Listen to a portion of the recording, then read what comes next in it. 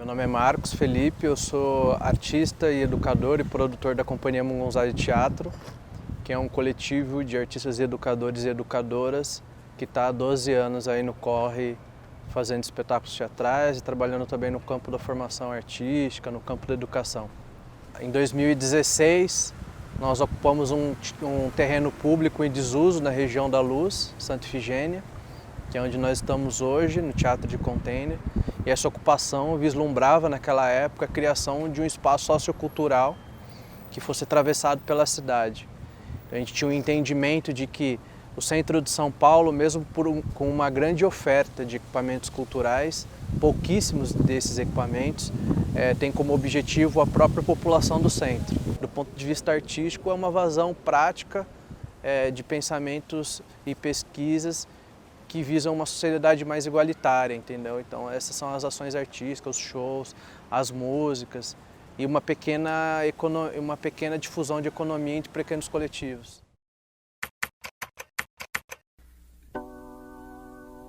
Se a gente não parou o país agora, a tendência é que a gente não saia desse surto dentro dos próximos meses.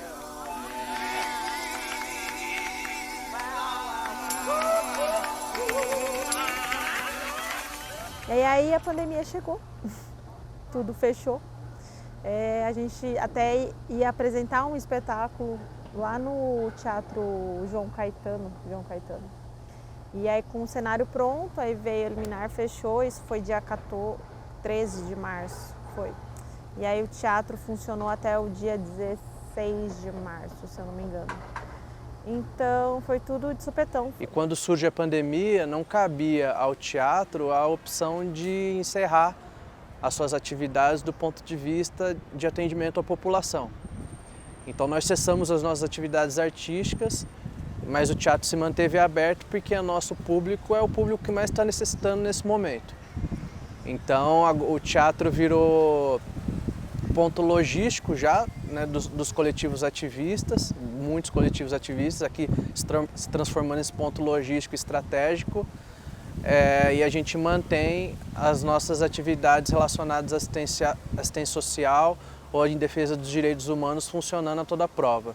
Aí foi meio que assim, as coisas foram meio que acontecendo, meio que sem a gente entender muito bem, tipo, ia vir nas demandas acontecendo e a gente assumindo e cuidando e tentando dar conta de tudo que estava acontecendo aqui em volta.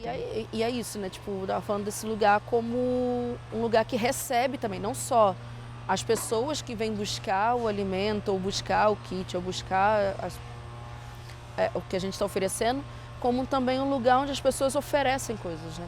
Que aí é esse senhor que vem com 6 cestas básicas, ou gente que fala, tem roupa para doar, vocês estão aceitando, sabe? Tipo, então virou um espaço de um fluxo muito grande de receber coisas e passar essas coisas para frente, sabe? De doar essas coisas. O teatro ficou como um guarda-chuva de várias ações que acontecem pelo território, né?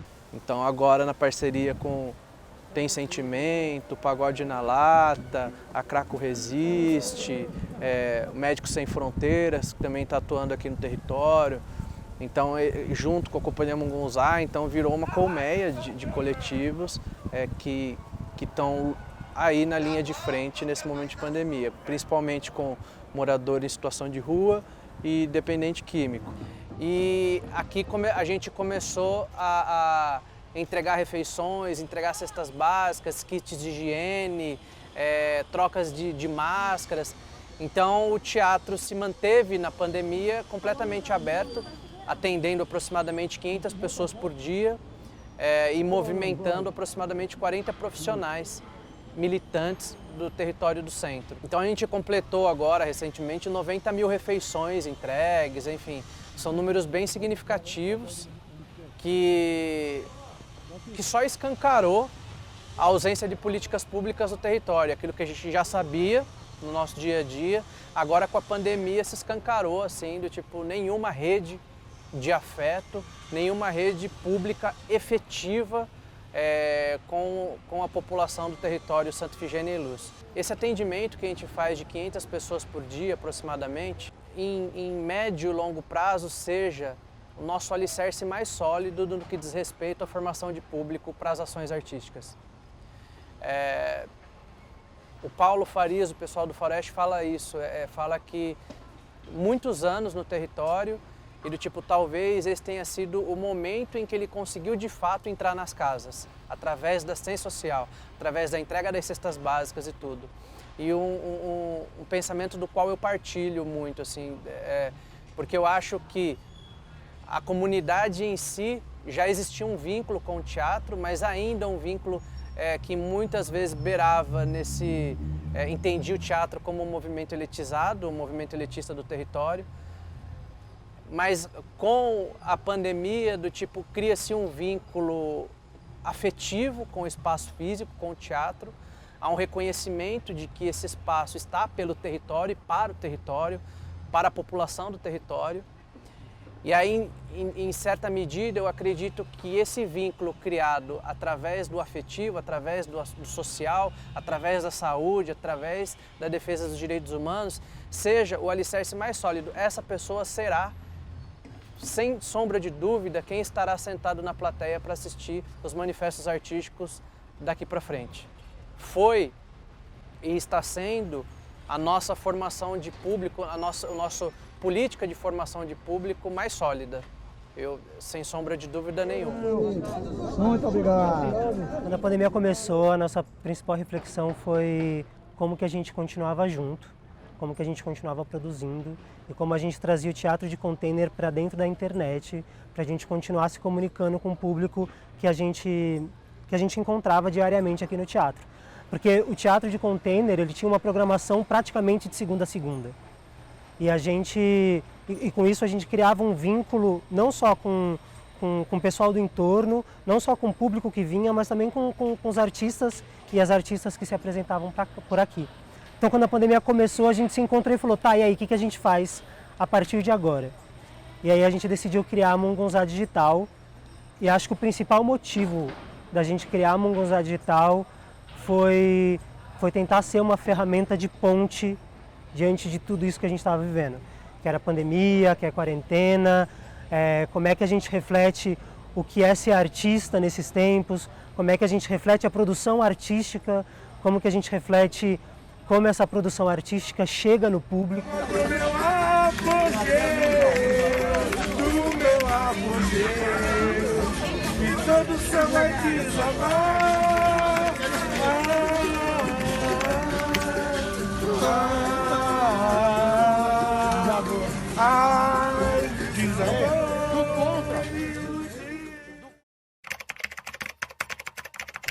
Então a gente decidiu criar a página do Instagram do Teatro de Container e assim a Mungunzá Digital para realizar uma série de ações digitais que pudessem fazer essa ponte e esse encontro com quem estivesse também fervilhando essas inquietações todas. Assim nasceu, por exemplo, o Aquilombamento Digital, que é o primeiro programa da Mungunzá Digital, do Teatro de Container, do qual eu faço a curadoria, onde a gente quis entender como que os artistas e as artistas negros do cenário teatral paulistano estavam lidando com a pandemia, como eles estavam lidando antes da pandemia e como que eles prospectavam um futuro possível para o teatro negro aqui em São Paulo. A gente falou com a Lumasa, com Johnny Salaberg, Ícaro Rodrigues, Gé Oliveira, falou sobre palhaçaria para entender como esses artistas negros estavam entendendo o teatro. Em seguida veio o Bora Bahia Minha Porra, que foi curadoria da Lana Scott, que a gente conversou com artistas lá da Bahia para entender como que eles estavam também pensando nesse cenário, como que eles estavam criando na pandemia. E depois a gente fez o Transpassando, que foi de curadoria da Fábia Mirasso, onde a gente conversou com pessoas trans para também entender esse mesmo processo de como esses artistas, artistas estavam pensando o cenário artístico paulistano e tudo mais. Se a gente não pode mais se ver e a gente entende que o encontro é a principal ferramenta de potência das criações que a gente realiza aqui no território, das crianças habitando o parquinho, de uma arte inclusiva para quem está aqui no entorno, como é que a gente traz isso para dentro da internet? Como é que a gente dialoga com pessoas que já estavam também pensando isso e tenta trazer para dentro da internet? são corpos negros, são corpos trans, o discurso feminista, como que a gente realmente reverbera tudo isso através das redes para a gente entender esse tempo que a gente está vivendo agora e para a gente também construir um novo tempo possível. Nessa bifurcação que houve, onde a gente estava num processo assim, de repente o espaço físico serviu às iniciativas de saúde, de redução de danos por conta da Covid, e o espaço virtual foi para a parte cultural. Então teve essa bifurcação, e aí teve essa terceira linha, que foi quando o Sesc ligou para a gente e falou, olha, estão tendo muitas iniciativas, vocês não têm alguma coisa para apresentar para a gente, em termos de algum conteúdo digital, algum espetáculo? Eu, particularmente, já estava assistindo muita coisa, porque eu tenho um grupo de amigas minhas que foram as pioneiras no teatro pelo Zoom, e eu estava muito interessada nessa pesquisa. E aí eu cantei a bola com o Marcos Felipe e falei, eu acho que o que dá pra gente fazer nesse momento é pegar o poema Suspenso e tentar fazer alguma adaptação para a linguagem virtual. Porque tudo que estava acontecendo, das pessoas trancadas dentro de casa, sem poder sair, sem saber direito o que estava acontecendo, do mundo desabando, né? Meio que casava com o poema Suspenso para uma Cidade em Queda, que é uma peça que a gente fez, estreou em 2015. E é uma peça que pessoas estão num prédio, que a gente faz até essa peça, o cenário dela é usado, a gente usa container, usa andaime, né? E aí cada um está no seu apartamento vivendo sua vida, e é a história de um corpo que cai e nunca chega ao chão. E aí de repente a gente se viu trancado em casa com um corpo caindo que não chega ao chão, que é essa pandemia, né? Que é essa quarentena, eu até brinco, é uma quarentena sem fim. E todo mundo se envolve na vida do desconhecido. A gente se aproxima, fica triste, imagina a família, imagina a mãe desesperada vendo o filho morto. E sai com aquela sensação de que a nossa vida ela vale muito pouco. Mesmo sendo um dia triste, seu Esteves. Teria sido muito mais fácil se fosse assim. Mas não foi. O que mais instiga nesse caso em particular, que ocorreu agora, no dia de hoje, é que o corpo caiu, mas não atingiu o chão. Moradores saíram assim que souberam do acidente com o seu vizinho. Quando eu peguei essa dramaturgia que eu fiz lá em 2015 e abri o computador e falei, vamos lá, eu olhei e falei, não é o caso de fazer uma adaptação. Porque eu realmente não acredito muito na coisa do teatro deslocado por uma plataforma. Eu acho que o teatro ele tem a riqueza dele no palco, e a plataforma tem a riqueza que teatro nenhum vai ter. São riquezas diferentes, são potências diferentes. Seria uma desonra das duas plataformas eu tentar fazer o X caber no Y. E aí, na verdade, eu chamo de transcriação, porque eu precisei criar de novo. Foram textos novos, eu resgatei textos que não entraram na peça lá antigos, mas eu criei textos novos também, por conta do que a gente está vivendo, para fazer essa cola, esse amálgama, e para uma outra plataforma. Então é um elemento transmídia que foi recriado. Quando eu comecei a criar, eu realmente abri o PowerPoint e ia tirando foto de como eu imaginava que cabia a cena nesse quadrado. Então eu criei pensando na linguagem do Zoom. É diferente quando a gente escreve e as cenas vêm prontas quando você está criando no palco.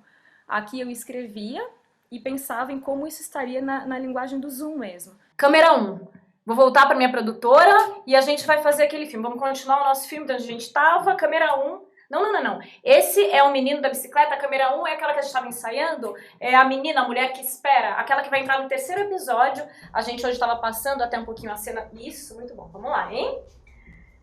Boa. Agora você prepara a secretária eletrônica. Pega meu áudio e sinca aqui na imagem do menino no 3, hein? Vamos lá? Bom, daqui para frente eu imagino que a gente abra um novo campo de experiência para todos os artistas de diversas áreas, assim. Eu acho que a atividade online, os experimentos online, as performances online, esse mercado digitalizado, com certeza veio para ficar. A gente, claro, na medida em que as coisas forem avançando, que o tempo for caminhando, a gente vai equilibrar, né, a utilização dessa plataforma, mas acho que são mecanismos que vieram para ficar. Eu acho que é muito fundamental que a gente como artistas reflita esse território ocupe esse espaço, e quando eu digo esse espaço, é o teatro de container, ocupe esse espaço com novos corpos, com novas narrativas, com novas possibilidades, porque é fundamental que a gente construa uma outra realidade possível num futuro pós-pandemia. O que acontece aqui com as ações sociais, com as meninas ali fazendo camisetas, o encontro e a possibilidade de encontro com esses outros corpos, com esses outros olhares, com essas outras maneiras de ver o mundo, eu acho que é revolucionário para o nosso tempo. E é fundamental que a gente reflita esses outros olhares, essas outras formas de ver o mundo, para a gente pensar consciente na hora de votar, para a gente pensar na hora de produzir artisticamente, para a gente pensar socialmente como a gente transforma o entorno. O teatro de container está aberto para isso e é fundamental que a gente ocupe esse espaço. Acho que é isso.